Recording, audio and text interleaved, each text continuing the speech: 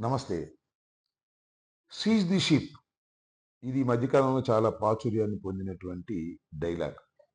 Deputy CM Pawan Kalyan గారు PDS రైస్‌ని Kakinada anchoring పోర్టులో పట్టుకోవాలనే ఉద్దేశంతో వెళ్ళినప్పుడు జరిగినటువంటి సంఘటనలో ఇదొక ప్రాముఖ్యత పొందినటువంటి డైలాగ్. చిత్రం ఏంటంటే చివరికి షిప్‌ని సీజ్ చేయలేదు. సీజ్ చేసే అధికారం రాష్ట్ర ప్రభుత్వానికి ఉండదు, ఎవరికీ ఉండదు. అది వేరే అంశం. నిజానికి నేను చెప్పదలుచుకుంది అది కాదు. నా కథాంశం కూడా అది కాదు.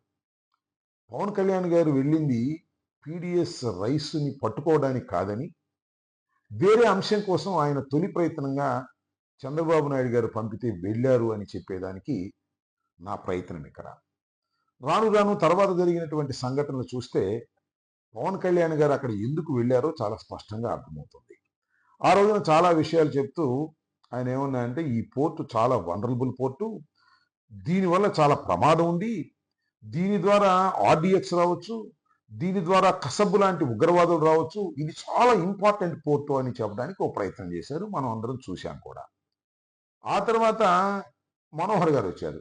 నెక్స్ట్ రోజు మనోహర్ గారు వచ్చి ఒక ప్రెస్ మీట్ పెట్టి, అసలు ఈ పోర్ట్‌లో జరుగుతున్నటువంటి అన్యాయాలు, అక్రమాలు ఇన్ని అన్నీ కావని, ఇవి జరగడానికి ప్రధానమైనటువంటి కారణం పక్కన ఉన్నటువంటి సీ పోర్టులో వాటాలు పంపకాల్లో ఘోరాలు జరిగిపోయాయని, అరబిందో కంపెనీ 41% ఎలా పొందింది, దీని మీద లోతైన విచారణ జరపాలి, బలమైన విచారణ జరపాలి అని చాలా పెద్ద ఎత్తున మాట్లాడారు.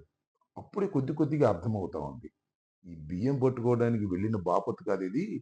ఆ పక్కనే ఉన్నటువంటి డీప్ సీ పోర్టులో వాటాల్లో జరిగినటువంటి మార్పులు, చేర్పుల మీద మళ్ళా తిరగదోడి కొందరిని ఇబ్బంది పెట్టాలి అనేటువంటి ఉద్దేశంతోనే ఈ డ్రామా అంతా చంద్రబాబు నాయుడు గారు ఆడిస్తుంటే ఆడుతున్నారు అని.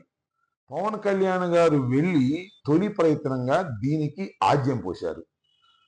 ఒక విధంగా చెప్పాలంటే పవన్ కళ్యాణ్ గారిని చాలా చక్కగా వినియోగించుకోవడానికి చంద్రబాబు నాయుడు గారు ప్రయత్నం చేశారు అనడంలో ఏ విధమైన సందేహము లేదు.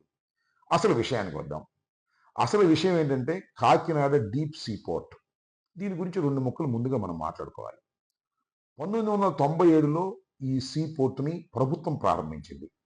చాలా ఇంపార్టెంట్ పోర్ట్‌గా దీన్ని భావించారు. రాష్ట్రానికి చాలా ముఖ్యంగా కూడా దీన్ని భావించారు. 97లో ప్రారంభించినటువంటి ఈ పోర్ట్‌ని తరువాత 99లో నారా చంద్రబాబు నాయుడు గారు దీన్ని ప్రభుత్వం నుంచి ప్రైవేట్‌కి పరం చేశారు. అప్పుడే కేవీ రావు అనే ఆయన రంగప్రవేశం చేశారు. చంద్రబాబు నాయుడు గారు కేవీ రావు గారికి ఒక విధంగా దీన్ని కట్టబెట్టేశారని ఆ రోజున పెద్ద ఎత్తున ప్రచారం జరిగింది.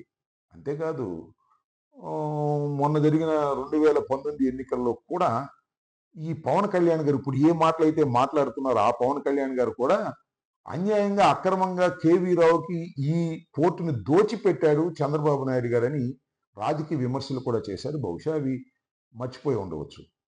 ఆ విధంగా కేవీ రావు గారు కాకినాడ డీప్ సీ పోర్ట్‌లో ప్రవేశించారు. ప్రభుత్వానికి ఏదో కొద్ది గొప్ప వాటా పెట్టి మొత్తం అంతా కేవీ రావు గారికి కట్టబెట్టేసి కేవీ రావు గారి ద్వారానే ఇదంతా నడిపించారు చంద్రబాబు నాయుడు గారు.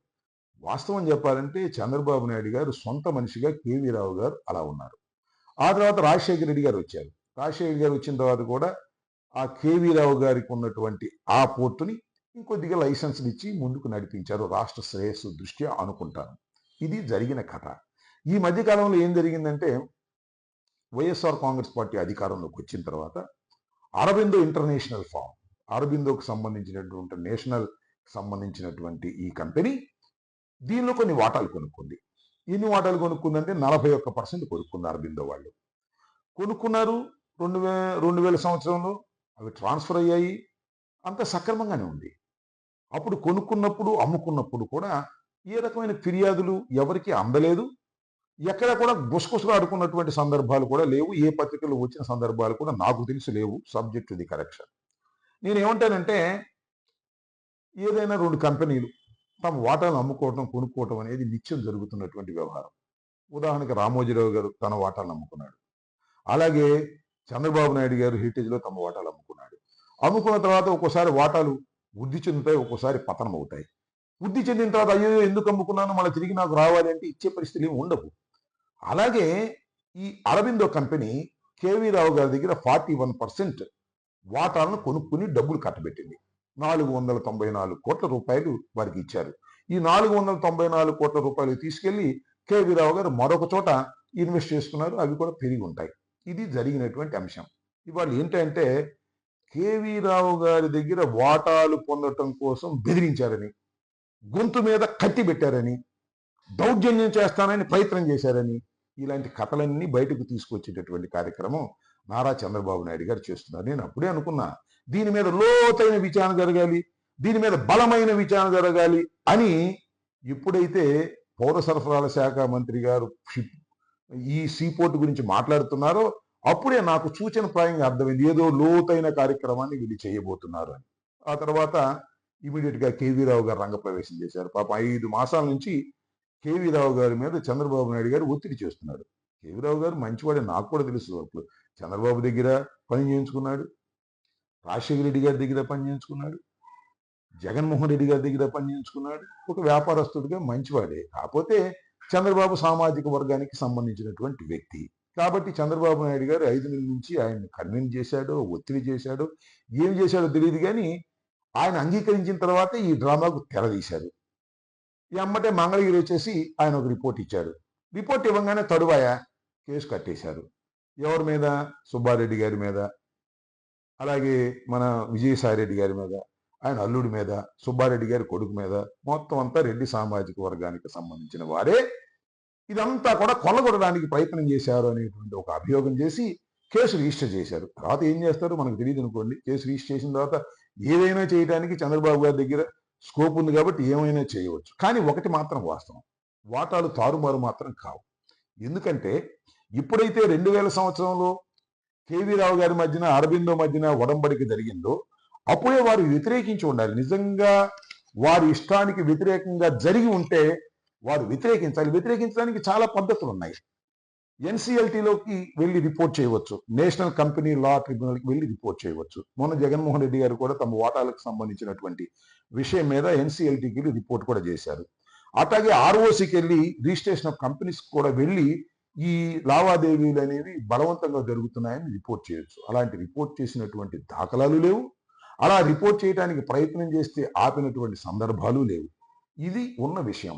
దీనిలో మనం గమనించాల్సింది ఏంటంటే, నిజంగా అరబిందో కంపెనీ కేవీ రావు గారి గొంతు మీద కత్తి పెట్టి చేయించుకుంటే 41% ఎందుకు చేయించుకోవాలి? మొత్తం 51% చేయించుకోవాలి కదా. కంపెనీ లా ప్రకారం ఏంటంటే 41% ఉండే వాళ్ళకి అది మేజర్ షేర్ కాదు. మేనేజ్మెంట్ అంతా కూడా 50 అబవ్ ఉన్న వాళ్ళ దగ్గరే ఉంటుంది. కేవీ రావు గారి దగ్గరే మేనేజ్మెంట్ ఉంది. ఆయనే ఎండి, ఆయన చెప్పిన వాళ్ళే సిఇఓ, అంతా ఆయన ఆధ్వర్యంలోనే నడుస్తుంది. అప్పులు సప్పులు ఉంటేనో లేకపోతే లాభాలు ఉంటేనో ఈ వాటాలుగా పంచుకుంటారు. దీన్ని తిరగదోడి ఏదో ఒక విధంగా జగన్మోహన్ రెడ్డి గారికి సన్నిహితంగా ఉన్న వారిని ఇబ్బంది పెట్టాలనేది ఒక అంశం. రెండో అంశం అంటే 2 సామాజిక వర్గాలకు సంబంధించినటువంటి అంశాలుగా దీన్ని ప్రజలు భావిస్తూ ఉన్నారు. ఒకటి, కేవీ రావు గారు చంద్రబాబు నాయుడు గారి సామాజిక వర్గానికి సంబంధించిన వ్యక్తి. వీరు జగన్మోహన్ రెడ్డి గారి సామాజిక వర్గానికి సంబంధించిన వారి వ్యక్తులు. వీళ్ళని ఏదో ఒక విధంగా ఇబ్బంది పెట్టాలని, ఆర్థికంగా నష్టం చేయాలని చంద్రబాబు నాయుడు గారు వేసినటువంటి పన్నాగం ఇది అనేది చాలా స్పష్టంగా అర్థమవుతుంది. బహుశా ఈ వాటాలన్నీ లాగేసుకుని వీలైతే లోకేష్కి ఇచ్చేయాలనో లేకపోతే తాను అడ్డు పెట్టుకోవాలనో చేసేటటువంటి ప్రయత్నంలో భాగం అనేది కూడా చాలా స్పష్టంగా అక్కడ ఇక్కడ అనుకుంటున్నటువంటి సందర్భం. ఎందుకు ఈ విషయాలని నేను చెప్తున్నానంటే, చంద్రబాబు నాయుడు గారు పనిగట్టుకొని ఈ కార్యక్రమం చేసి ఇబ్బంది పెట్టి ఏదో ఒక విధంగా తిమ్మిని బొమ్మిని చేసి వాటాలను తారుమారు చేయాలనేటువంటి ఒక ప్రయత్నం చేస్తున్నారు. అది అసాధ్యమైనటువంటి ప్రయత్నం. ఈ ప్రయత్నాన్ని ప్రజలు గమనించాలని, ఇలాంటి చౌకబారు ఎత్తుగడలు వేసి వైఎస్ఆర్ కాంగ్రెస్ పార్టీ నాయకుల్ని, జగన్మోహన్ రెడ్డి గారికి సన్నిహితంగా ఉన్న వ్యక్తుల్ని అన్ని రకాలుగా ఆర్థికంగాను, ఫిజికల్ గాను, కేసుల పరంగాను ఇబ్బంది పెట్టాలనే కుట్రపూరితమైనటువంటి ప్రయత్నాలని మనం ఖండించాల్సినటువంటి అవసరం ఉంటుందనేది ఒక అంశం. రెండో అంశం ఏంటంటే, అటు కేవీ రావు గారికి ఇటు అరబిందోకి సంబంధించినటువంటి తగాదాలు